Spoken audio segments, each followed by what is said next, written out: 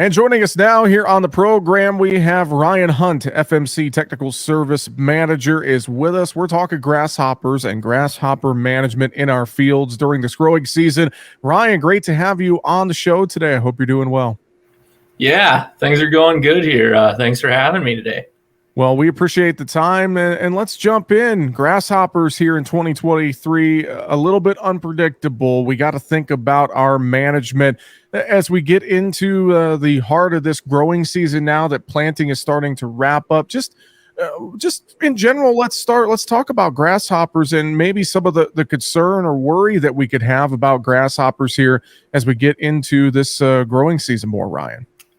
Yeah, so the last 2 years, 2021, 2022 seasons, we saw pretty widespread, almost record numbers of infestations moving west from Montana across the northern plains, all the way even into Minnesota, which is kind of uncommon. So the concerns there's a lot of eggs out there. They were out there to overwinter. Weather affects them quite a bit. With the late spring we ended up having and the cool and all the snow, we kind of thought that they might be down this year. Now it feels like we kind of skipped spring and it's hot and dry and the wind's blowing. And the long-term forecast is not looking great for major rain events. And people are starting to find some hatching here and there all across North Dakota. Talked to some people down in western South Dakota and over in Montana. They're finding little first, second instars hatched already, just crawling everywhere, flying around. So they're definitely there. They definitely need to be aware of them.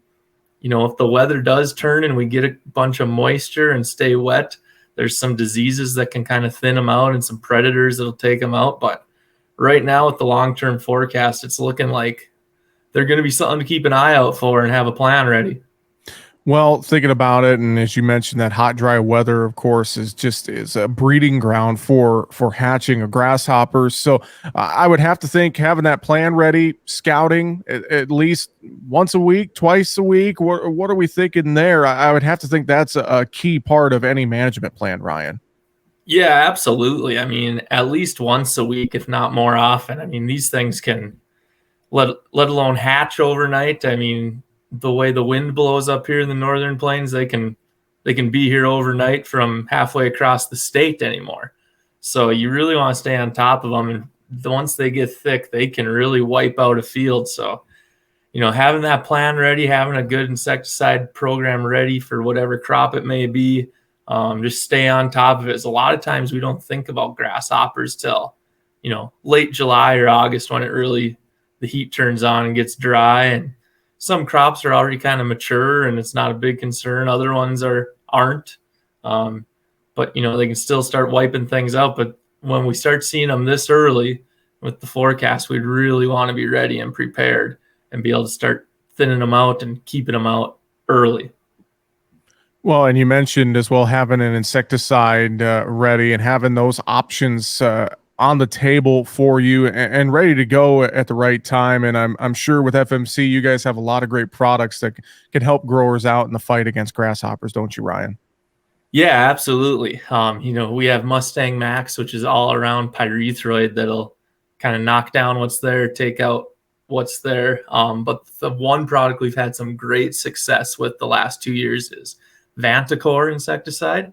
It's a newer insecticide. It's got some really good residual. We can keep these hoppers out for 2, maybe 3 weeks, depending on the weather. You do need to have a little foliage out in your field. A lot of growers in the past, when the hoppers are still small and can't fly far, can get away with only border sprays with Vantacor, keeping them out. It lasts so long. It's very safe on mammals and humans. So 4-hour re-entry interval, good long residual on those grasshoppers, and it's real safe on beneficials as well, which is another big thing. Your butterflies, bees, and whatnot. You don't want to spray them directly, but you don't have the residual inactivity on those either. So really good, safe, soft chemistry. But it is just lights out on grasshoppers and any sort of worm species that might be out there. Well, a lot of great things to consider, Ryan. If growers want to learn more, I'm sure they reach out to their local retailer, contact their local FMC representative to get more information, can't they? Yeah, absolutely. Reach out to your local retailer. They can get you in touch with me or whomever. Other stuff online, egg.fmc.com. You can find all you need about grasshoppers and Vantacor insecticide there. Fantastic. Well, with that, Ryan Hunt, FMC Technical Service Manager, thanks for the time today, and we'll talk to you again soon. Yeah, thank you.